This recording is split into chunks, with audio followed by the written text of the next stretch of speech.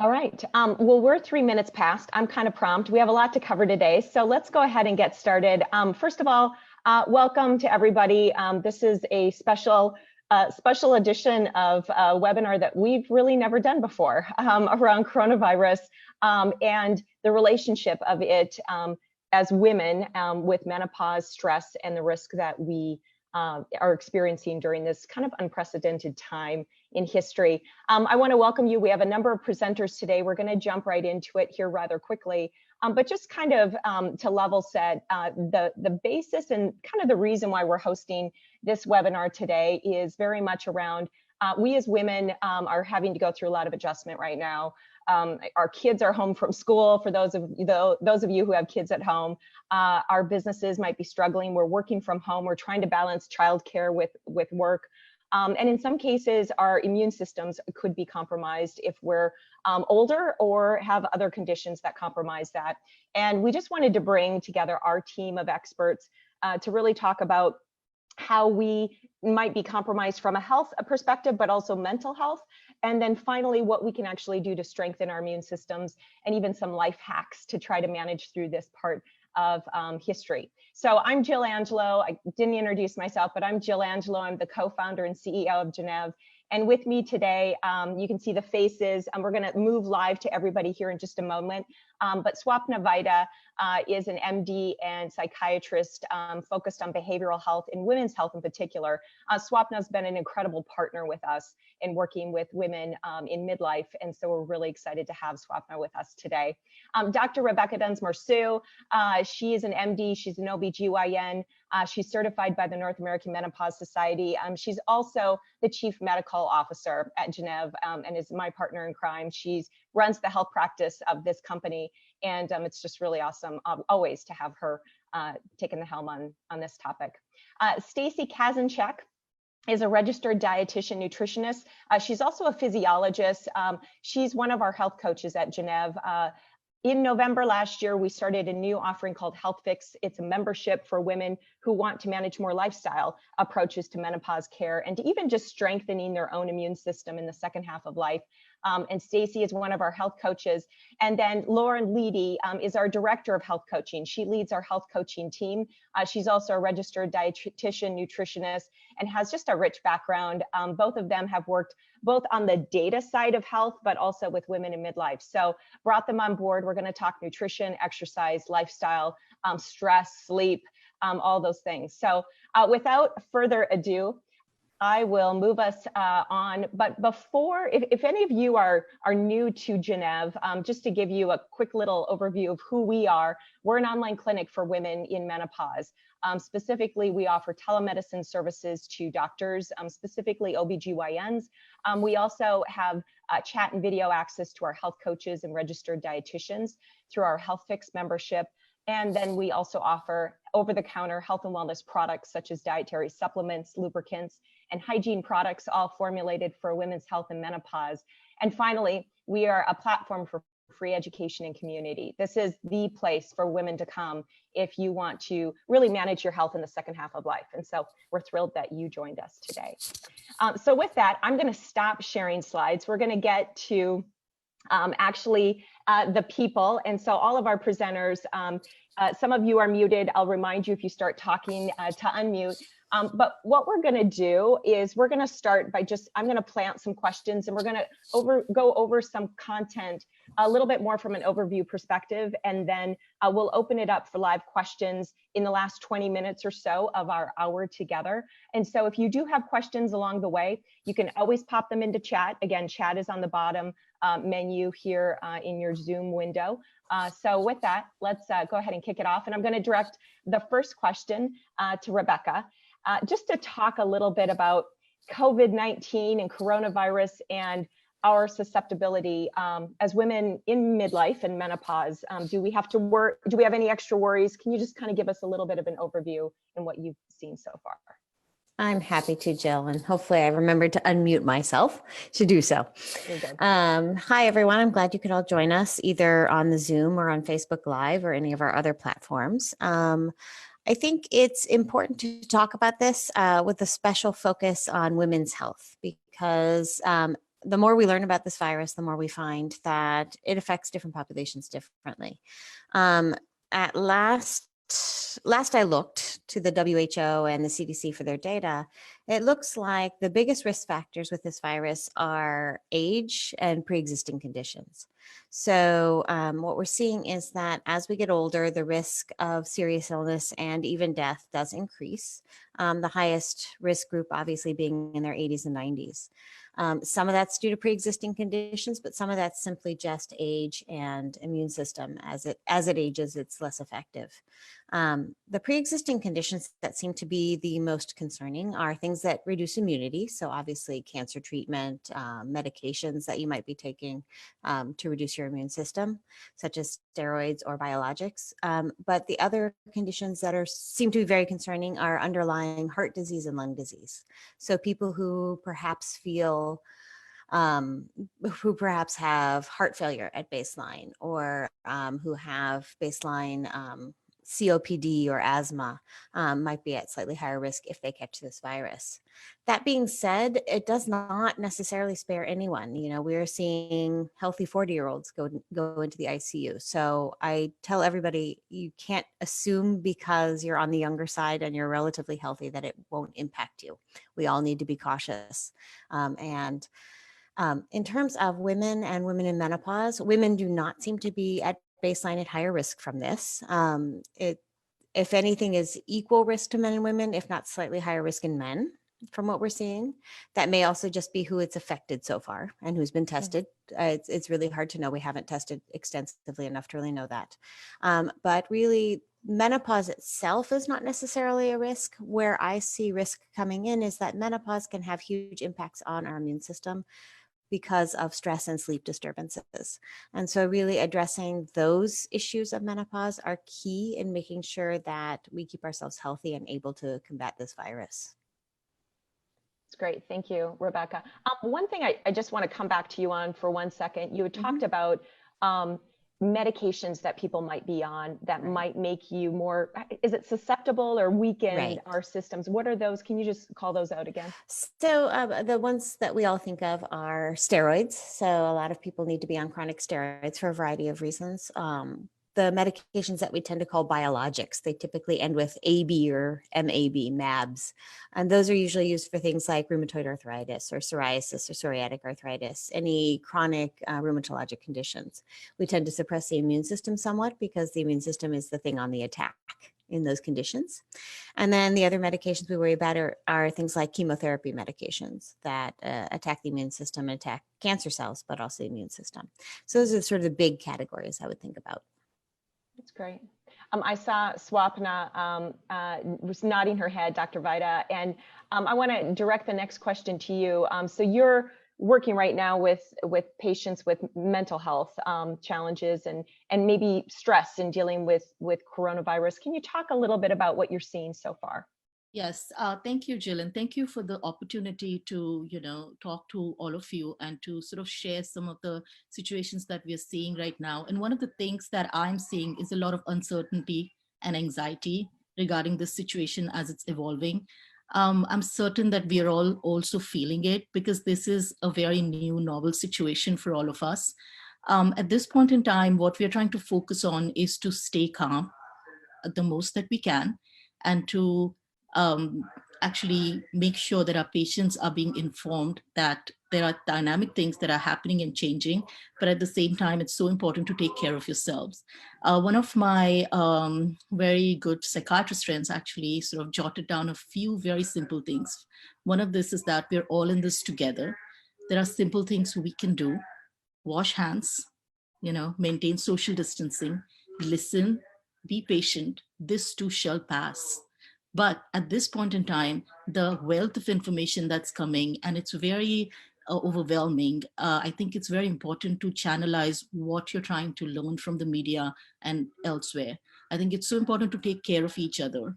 I think one of the things that we as women have to remember is that we are the pillar of a family. I mean, as it is, a woman is struggling all the time. She has to multitask. And this situation has even now driven it 10 to 20 times more intense. Now we're talking about families being cooped up together. Now we're talking about dynamics. How are we coping with our relationships? How are the anxieties coming around? Are we taking care of each other? What of the older population that is living with us? So these are the questions that are coming up a lot, and a lot of answers that I have to say to them is that, which is I'm telling myself, is to take care of each other. FaceTime is good. Really avoid social distancing. A lot of people are coming and asking me, but why can't I just go and play and have a play date? And I really feel it's very important at this point in time to understand the situation of flattening the curve. So as much as, engage in self-care, follow a good diet, exercise, um, follow a daily routine. It's okay to go for walks, meditate, take deep breaths. And just simple things, as I would say, one of my patients was sort of saying, can you just come up with a simple routine? What should I do? How can I make sure this doesn't happen? I said, just jot it down, right? Like, okay, what do you need, right? So just kind of make a list. How are you coping? You have one coat, use that coat to go out, use one bag, simplify your life. And collectively, if we all look into this together, I think we can get through this. There have been pandemics and there have been natural disasters. And, the one thing that I've learned, I was actually in New York when 9/11 did happen. And what I really saw was the community come together and collectively address this. And, things were evolving. And even then we didn't know what was going to happen, but it did pass. And I think this shall pass too. This is my advice to myself and to everybody else. Meditate, take deep breaths. We're all going to be in this together. We're going to pass this. Thank you. I think that's so reassuring, Swapna. Like it's a positive message, and we need to hear positivity during this time. Just to kind of go in a little bit deeper around, I saw one interesting tweet this weekend around, think about others versus yourself. Even if you are out having dinner or something like that, it's about the others in your home, whether you're living with elderly parents or people who are more susceptible to this than you are. That kind of notion of being unselfish and or caring for the others. I think oftentimes women go to the far right or left on that spectrum. I see women locking down their households right and left. We're in that kind of the hub of it all here in Seattle. Can you share a little bit more about how, in terms of that thinking of others, how we as women can encourage, grown kids or others in our family, in our household that do just want to get out and be with their friends or go out to dinner, that they've got to think about others beyond just themselves, who they feel, even if they feel very healthy.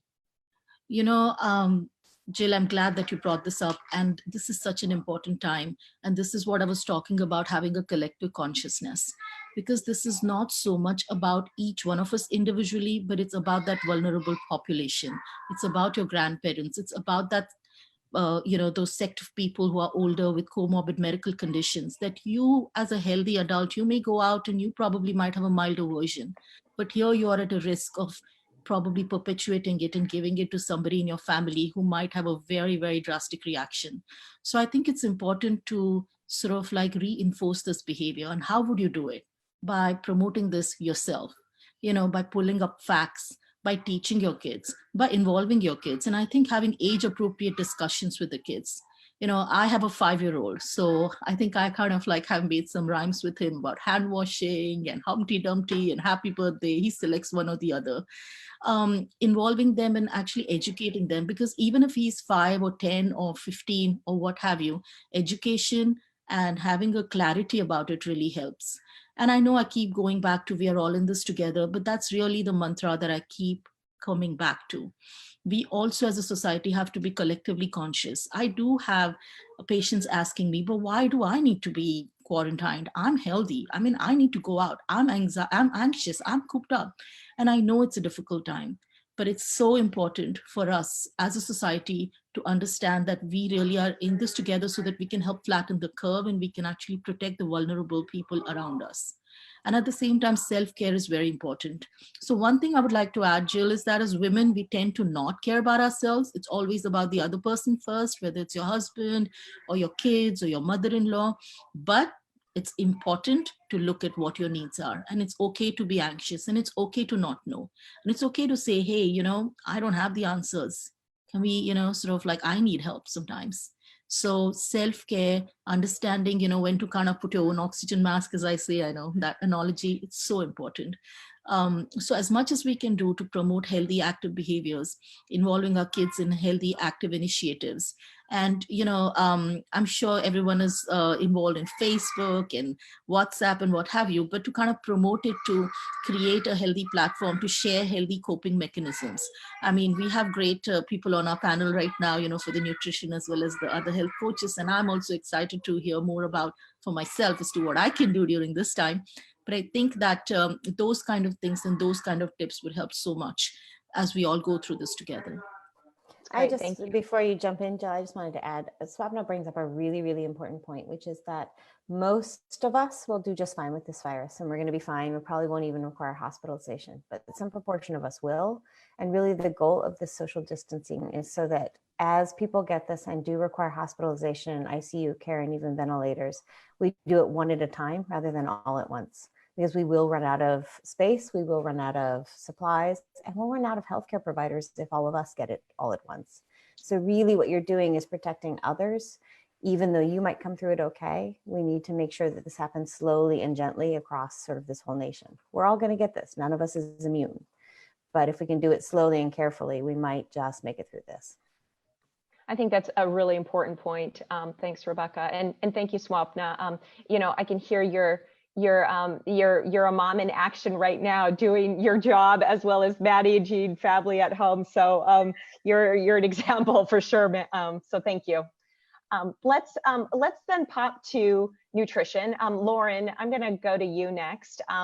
Lauren is our director of health coaching at Gennev, registered dietitian, nutritionist, and I know your husband as well is one of those on the front lines in the healthcare system right now. So to Rebecca's point around, everyone's got to be thinking about others and their health and able to care for others. You're doing that in your household. Can you talk a little bit about immune response? Because we all want to keep our immune systems really strong. And a lot of that it starts with what we put in our bodies. So talk a little bit about how you're coaching your clients right now and thinking through that. Thanks, Jill. And yes, it's a really challenging time. And I too am a mom, and this is hard, to balance everything. And at the same time, to Swapna's point, to take care of yourself. Like, it's so hard as women to put yourself first. So I'm hoping that women still at this time continue to nourish their bodies well. To support an immune response, the big thing is to load your body full of nutrients from whole foods. I'm not talking about going and taking certain supplements. There's going to be a lot out there, a lot of people capitalizing on the fact that people are trying to boost their immune system right now and promote supplements. The best thing you can do is load your body full of nutritious whole foods and make sure you're getting adequate fluids. So that's going to do the best to prepare your body for actually attacking or getting rid of this virus. And I know what complicates things right now is the fact that our supply is limited, and a lot of us are trying to avoid places like the grocery store and getting food, or maybe we have kids at home and we just can't take the time to go out and get that food. So I'm really recommending to my clients that they use this time at home to try out some new techniques that they might have always wanted to try. For example, there's a lot of amazing meal delivery services out there that you can sign up and have cooking kits or fully prepared meals sent to your home. It's a really great way to involve your kids too, if you do have kids at home, to prepare some of these different cooking kits. Another idea too with fluids, a lot of us struggle with getting enough fluids. One simple technique I wanted to share that women could try to do while they're at home is the Rubberband Method. So a lot of people love this technique, figuring out how many bottles of water you need to drink in a day and putting that number of rubber bands around the water bottle. Every time you finish it, you take off a rubber band. So the goal is to get them all off by the end of the day. And it's amazing what just nourishing your body and giving yourself enough fluid can do. The other thing I might add, just because as women, you're probably got your hands full right now, that this doesn't have to be elaborate. You don't have to feel like you're cooking all the time. Some time-saving tips, use the packaged foods that are out there and dress them up. This doesn't have to be perfect eating. Add veggies to a frozen pizza that you have. Throw some extra veggies in a soup or a smoothie. Make simple modifications or batch cook once and freeze so you have multiple meals to work off of. So that's, it really doesn't have to be more complicated than what we generally promote. Yeah, yeah. And how about in terms of foods that really boost the immune system? Just call those out. I know we kind of read about it all the time, but why don't you just call those out? What are some specific? Sure. So really fresh fruits and vegetables that are going to be rich in antioxidants. Those are going to be the best things. So the brighter in color they are, the better, but you really can't go wrong with fresh fruits and vegetables. Just a whole foods based diet, not singling out one nutrient or one food in particular. Those are going to be your best bets. Mm-hmm. I know in an Instagram post, I think last week, you posted a number of these food delivery options. So we should go ahead and include those in our follow-up notes for this webinar. But also, is there any overall guide that you're watching? Because I know every business is vulnerable during this time. Are any of these delivery services like curbing delivery because they also don't want to put their staff at risk, or anything? Have you heard anything there yet? Are they all functioning? Yeah, so I did try to do a grocery delivery service this weekend myself, and it was definitely delayed.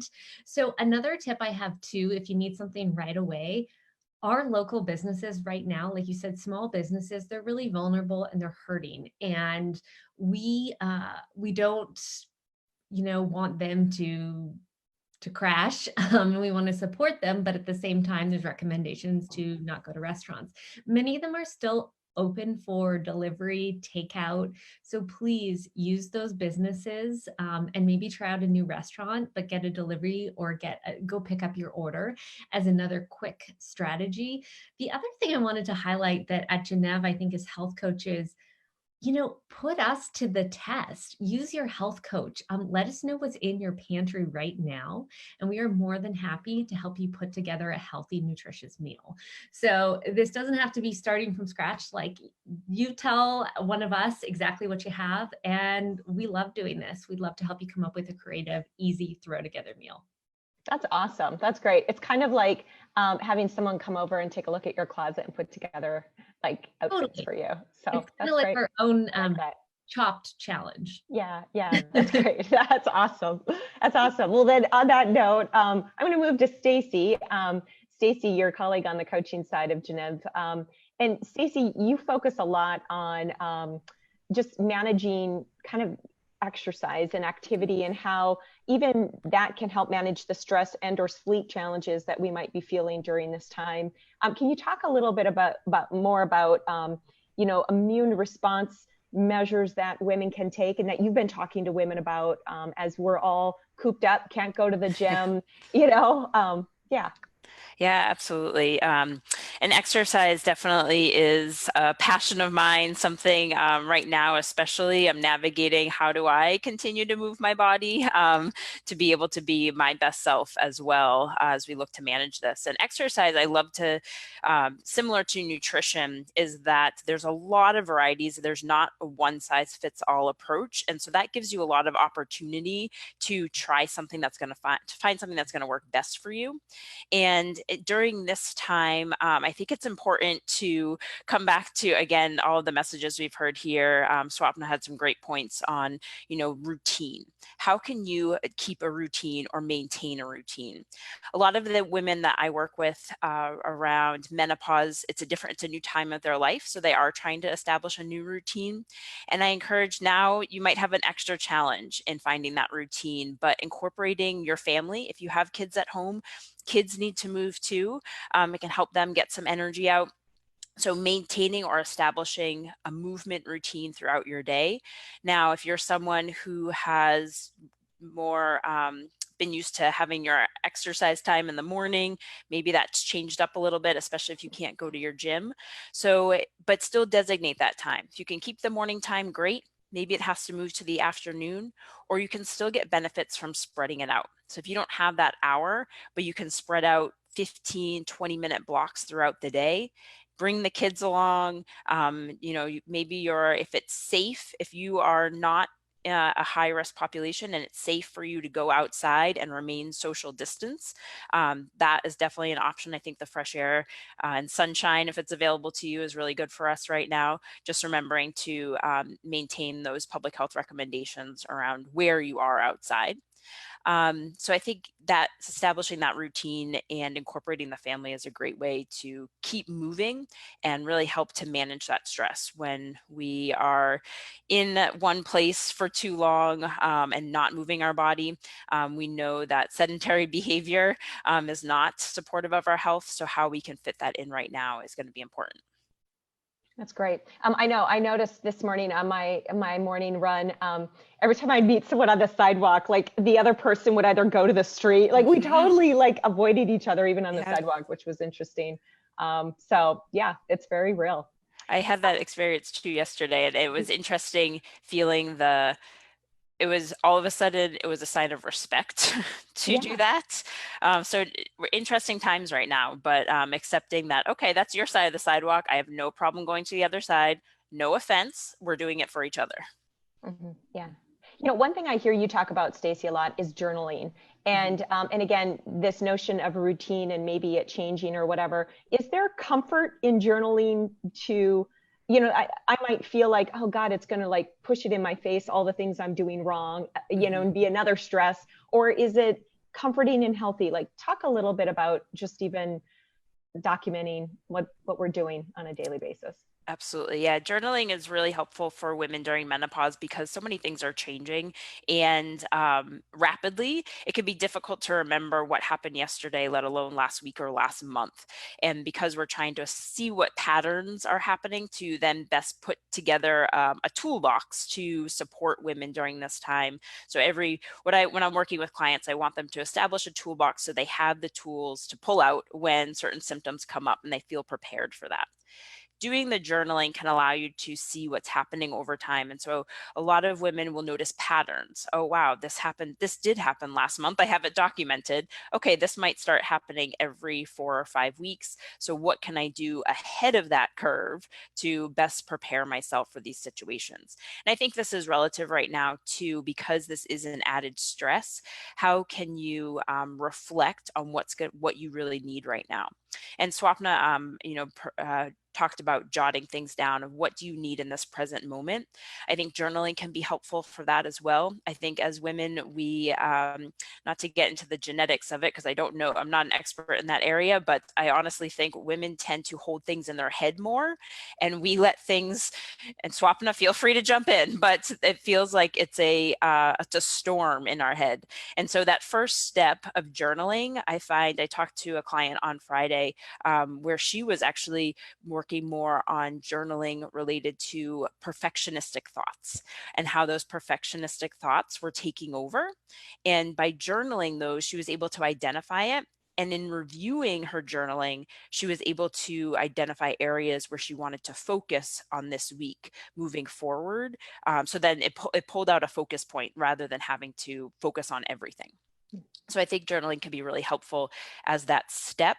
It could also be a step of where do I need to have a conversation about this versus, okay, this is the journaling's helping me here. But sometimes it means reaching out to either a healthcare practitioner, whether it be a psychologist, psychiatrist, or therapist, or even as a health coach. We have areas where therapy is outside of our scope of practice, but there certainly can be techniques around behavior change and dealing with emotions that we can use to support people. And one last thing I'm going to come back to you on is why is it those conversations we have in our heads, whether it's perfectionist, or I'm not getting this done, or I'm worried about my business or my job, or what am I going to do with the kids tomorrow? Like I've got a stack of homework I'm supposed to be taking them through. And, why do we think about those things in the middle of the night? Like that's my problem.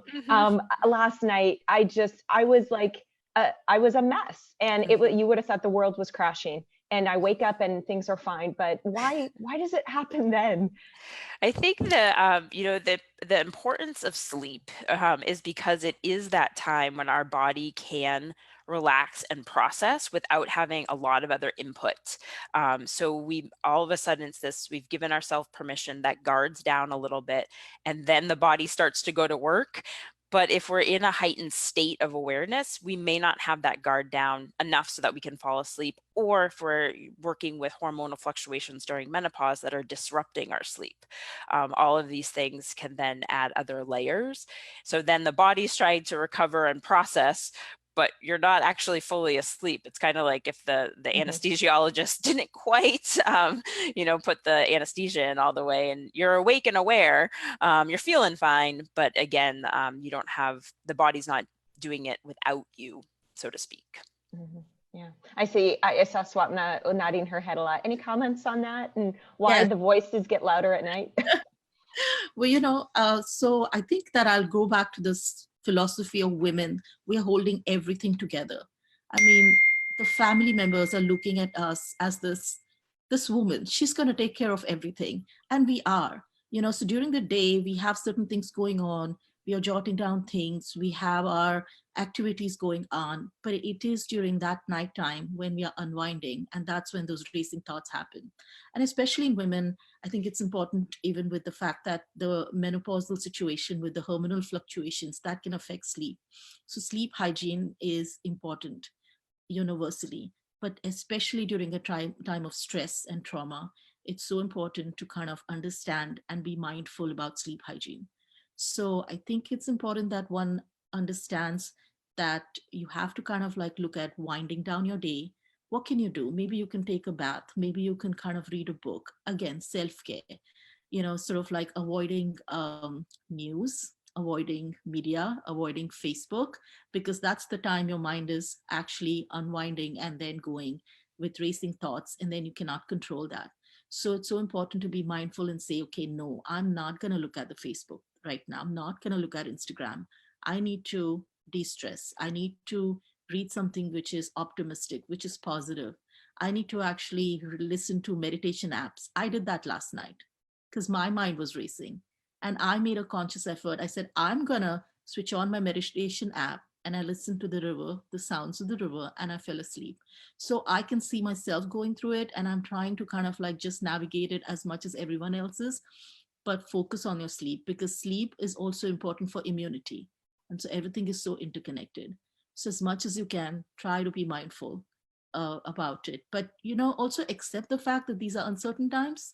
So be kind to yourselves. Yeah, you're going to have some thoughts. You're going to race sometimes. You're going to be anxious. Just be kind to yourself and say, okay, what can I do about it? How can I be proactive about it? When can I seek help? I think, it's important to understand when I need professional help versus when I can just keep it within myself. So that's an important distinction also I would like to make. Reach out. That's great. That's great. Speaking of that reaching out, and this question is a little bit for Rebecca, as we think about, telemedicine and the ability to, connect with health providers like we're doing here versus going to the clinic or the ER in some cases. Not that I want to, push down any kind of emergencies that certainly exists, but how do we as women know if we should reach out to somebody for help, and then how can telemedicine start to help kind of bridge that to give us a mechanism so that we don't have to put ourselves in danger or leave room for people who are critically ill in hospitals? That's a really good question, Jill. I think that the things to recognize are that, I think all of us are thinking about, well, do I need to go and get tested? Do I need to know if I've had this virus? The answer is, if you are not critically ill, you don't need to get tested, and you don't need to know at this point. We don't have the testing capacity in this country to test everybody just because we want to know. So right now, the most recent guidance that we got from the Washington State Department of Health this morning was that those who need to be tested are people who are critically ill, and healthcare workers, and people who are parts of particular clusters that they're trying to identify. But if you've got a cough and a fever, but you're overall breathing okay, you should stay home. If you want reassurance about whether or not you're the right candidate to stay home, then absolutely reach out via telemedicine. Gennev does a lot of great menopause care. We can do general gynecology care for people. We're probably not your top resource for COVID care. We are all OBGYNs. We do some basic primary care, but infectious disease is not our specialty. But there are other great partners in telemedicine who do have tons of primary care doctors who can just answer those questions and just say, hey, you know what, you sounds like you're okay. Why don't you stay home? Stay away from others. Don't fill up that ER that's already full of people with significant respiratory symptoms. The other thing is, don't go to general appointments right now. Your annual can wait. If you think you might have a yeast infection, call us. We can do that over the phone, or over video. We don't need to be filling up our doctor's offices with things that can wait until this settles down a bit. And definitely thinking about, how urgent is this complaint right now? If you have a question, a lot of doctor's offices will answer whether you need to come in. I know, I maintain a full practice as a gynecologist, and our office is triaging everybody right now and saying, hey, you know what, this can wait a couple of weeks, or no, you need to still come in. So definitely, the best first stop is asking your physician. But of course, all of us who do telemedicine, us at Gennev and our partners in different areas and specialties, we're all there for you to be able to answer those questions online as well. I'm glad you addressed the notion of should I get tested? Because I can't tell you how many times, if I've had a little bit of a sore throat or a sniffle or a bad headache in the last few weeks, I've wondered, oh my gosh, am I do I have something? Should I get tested? What if I'm endangering anybody else? Like, how do you manage through that? And any of you can comment on that, because I know I struggle with that and I feel it. And I sometimes wonder if it's in my head too. It's not in your head. We are all worried, and we all want to know if we're contagious and if we're going to hurt other people. I think the point where we are in this country right now is that if you have a sniffle, if you have a sore throat, if you have a fever, please just stay home. Just don't risk anybody. And I know there are folks who can't stay home for whatever reason, whether they're a frontline worker, whether they have no one else to shop for them and they're out of food, in which case, take the best precautions you can and try to avoid contact at all costs. But testing's not really the answer. If it doesn't matter if we know that you have COVID, we shouldn't be giving anybody anything right now. Seasonal flu is still going around at a pretty rapid rate, which can look very similar. And having the flu, you can also get COVID at the same time, which is a huge immune stressor. So just staying away from others, it doesn't matter whether it's COVID or flu or some other virus, we all just need to stay home and stay away from each other. If you are sick, if you are short of breath, if your fever is very high and won't go down, then it's worth seeking further care. And then we might need to test you and or hospitalize you. Great. And I know testing capabilities is different in every state, correct? So who do you check with? It's vastly different in every state, and it's rapidly changing. Even in the state of Washington, and we're ground zero for all of this, we cannot possibly test everybody, and different tests go to different places depending on how critical it is. Some of these tests are being sent to Washington. Some of these tests are being done at the University of Washington. Some of these tests are being done at LabCorp. It really depends on how urgent the answer is. And in a lot of states, there's very little testing capacity. So step one is to call your physician, your primary care physician. They should be probably the most up to date on what testing is available. If they do not know, they may refer you to either your Department of Health or the emergency room that's nearest you. But the emergency rooms right now are overwhelmed and understaffed because emergency doctors are starting to get sick. And so we really need to avoid the emergency room unless you absolutely need them. Mm-hmm. Yeah, thank you. That's great. Well, I do want to open it up for questions. Again, if you do have a question that you'd like to direct to any one of our panelists, go ahead and put it in the chat. And while people are doing that, are there other topics, any one of the panelists that we haven't addressed that you'd like to call out? I'll just pause and let any of you jump in. Can I jump in for a couple, Jill? Thinking about trying to put on a positive spin, I've been looking at a lot of resources and really been supported by the group fitness community that is stepping up right now. For me, part of exercise, I have a background in personal training and group exercise, so it's always had a special place in my heart. And I've continued to participate in a lot of those programs. Unfortunately, right now, as you can imagine, going to a group exercise studio that might be in close quarters, sharing equipment, not the best place, but a lot of these businesses have stepped up to provide free online resources. So a variety of different options out there for you. So some of the ones that I saw over the weekend, Down Dog is is yoga bar, and they also have some cardio workouts. They're offering their free app through April 1st. So that's an option. Bar 3, which is a bar yoga Pilates combo, does include some cardio and light weights, and you can do it with or without equipment. They're offering a 15-day free online trial, so that's another option. Peloton the app, so you don't have to have the Peloton equipment, although if that is in your budget to purchase a Peloton treadmill or bike, now might be a great time to do that. But the Peloton app is even one that they're offering a 30-day free trial. You don't need to have the equipment. It has running, it has yoga, it has weights, things that you can do at your house, even body weight workouts. ClassPass is one that they have waived all cancellation fees. They're offering flexibility around that until we get through this. And then they also offer at-home workouts as well that you can stream through your phone or your computer. So those are options, and I've done some of those, and they're pretty intense. I remember the last one I did, I was sore for 2 days. So that's something, if you're really looking for those higher intensity workouts to be able to do at home. And I think it is important to continue to keep that community and being able to find those ways to do that.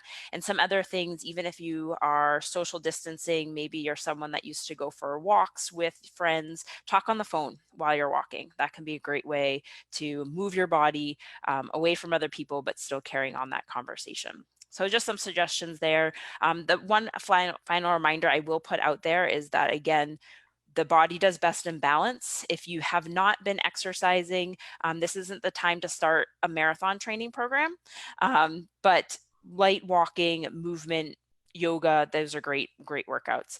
If you have been exercising, just look to continue your routine. And again, just finding things that keep your body moving. It doesn't need to be extreme. We don't want to be 100% sedentary, but we don't need to be running 30 miles a day either. Yeah, and Jill, I wanted to jump in and say one thing I'm finding very important for myself in this time is while we need to maintain our distance from each other, we don't need to distance ourselves socially. So FaceTime, Zoom you can use Zoom for 40 minutes for free. Get a group of girlfriends together on the Zoom and everybody make their own glass of wine and or sparkling water and just have some time together. I know a lot of groups are getting together. So I'm part of a large alumni organization for the women's college I attended, and we're actually having a national get together to sing some traditional songs, just all together to be together at at a time when we need that support, and make sure that those social activities do not involve rehashing and overhashing the coronavirus. You know what? Watch the news once a day, let the news wash over you, and then go talk about, your kids or clothes or, your favorite gardening, something else with your friends, because we need to stop thinking about it from time to time. Yeah, I just wanted to quickly jump in and say I completely agree with everything and all these good tips that were shared. And it's so important to not socially isolate, because this is the time to actually reach out and to say to each other, hey, do you have any tips? I mean, what are you doing? Can we sort of just FaceTime or get together and talk about this, because I'm struggling too. And I feel like that is so important, because it's another thing, and also that I wanted to focus on, is to be kind to everybody, because a lot of this uncertainty has also brought suspicion and fear. And I think this is not the time to point fingers, and this is not the time to say, what have you done or what have you not done? I think it's the time to be together and see what we can do to help each other. So I just want to say, be kind to each other. Kindness is so important during this time. That's just, what I would like to see. Thanks. That's great. That's so true. I was listening to a podcast over the weekend about the kindness of Tom Hanks, and it's just, it's really, kindness goes a long ways. Makes you feel good too.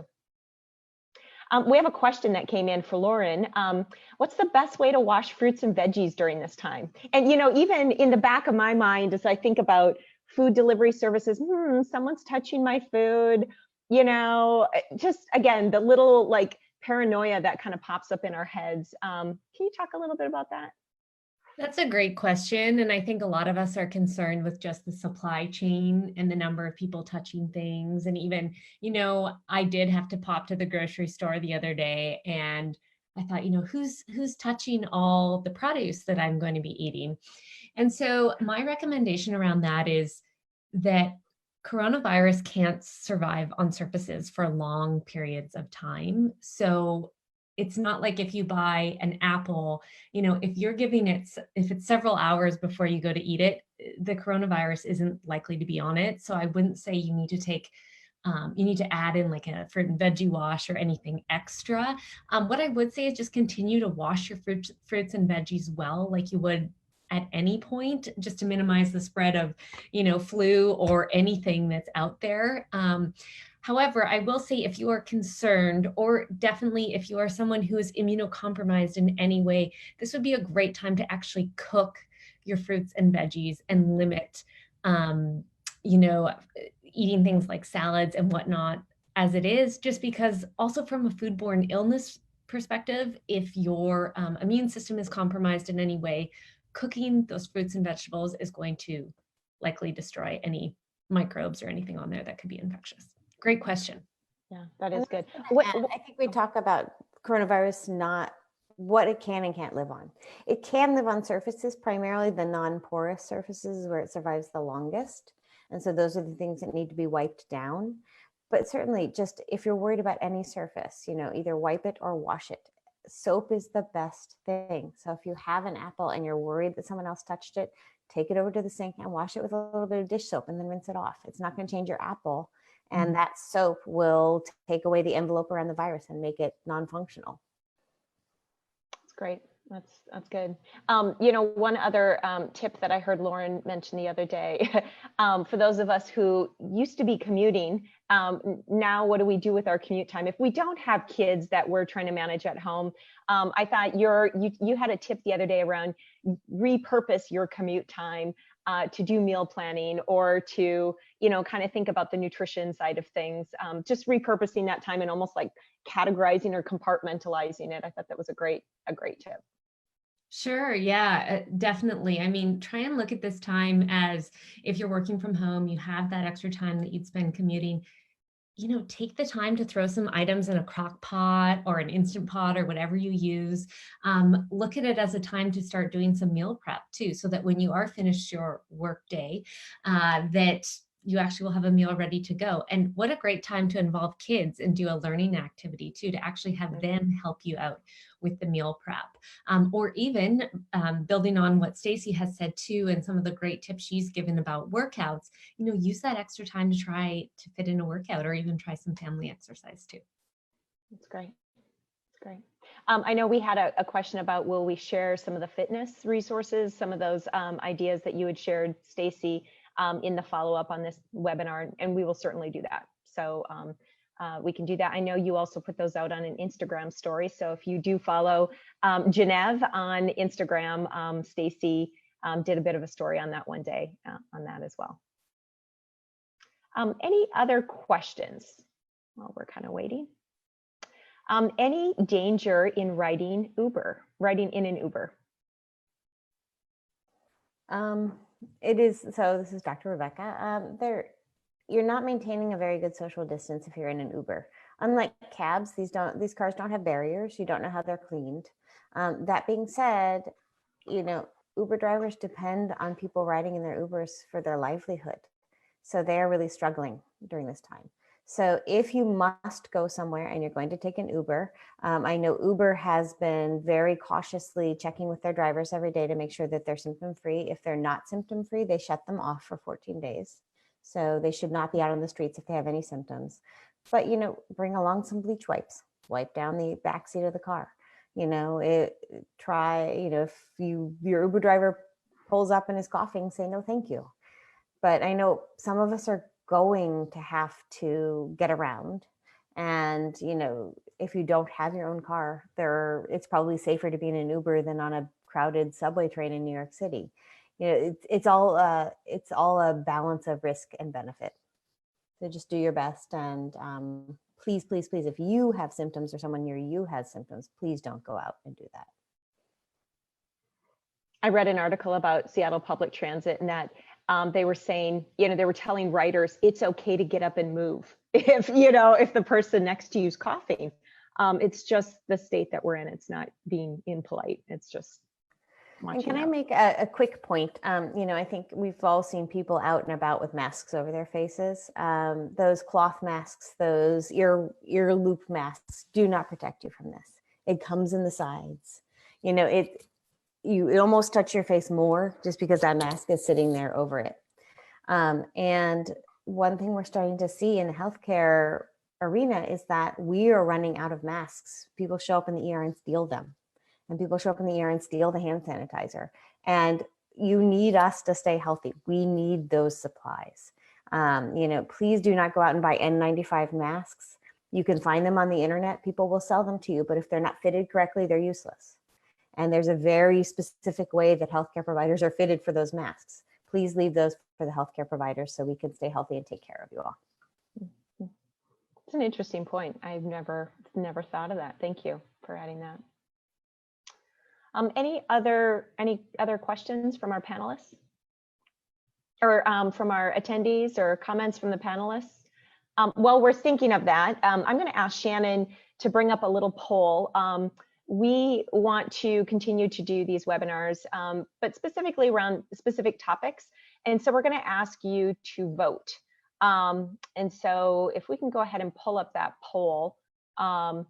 If you don't see it appearing on your screen, on the bottom menu, there's an option that says polls. If you can go ahead and click that button, it says, what additional webinars would you like to see from Gennev? Choose as many as you like. It's multiple choice. Because obviously this was a pretty broad swath today, but we want to, do more specific topics that are meaningful and helpful to you, maybe even in more intimate settings where we involve your faces too. So we are kind of getting a little bit more of that social engagement as a community, because now's the time to kind of pull together. So go ahead and vote while we're here, and go ahead and submit that, and we'll reveal those results before we close.